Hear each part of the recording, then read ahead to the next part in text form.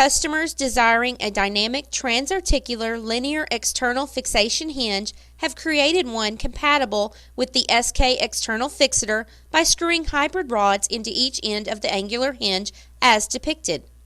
Small SK rods are typically used, but large SK rods can be used if larger fixation pins are required. Mini SK components are also available for this use.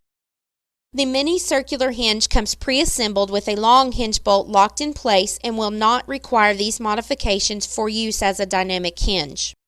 Customers have reported good results applying these dynamic hinged fixators for treatment of joint injuries.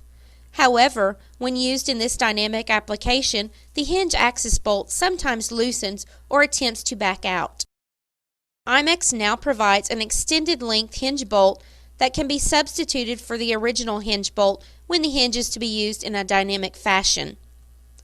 The added length of this bolt allows application of two 5mm hex nuts, which eliminate any possibility of this bolt loosening while being used dynamically. It is important not to lose or misplace the nylon friction bushing inside the hinge when changing out the bolts. Therefore, it is best to do this modification in a non-sterile environment prior to surgery whenever possible. Once the hinge bolt is replaced, the proper level of tightening is performed prior to adding the two hex nuts. Proper tightening is done when lateral motion of the hinge is eliminated, but articulation remains smooth and easy. Another way of saying this is that the sloppiness is removed from the hinge without excess added friction during desired movement. Two hex nuts are applied and tightened against the hinge body and themselves to maintain position of the long hinge bolt. The desired lengths of hybrid rods are added as required by the clinical case. This results in a dependable, stable hinge for dynamic transarticular application.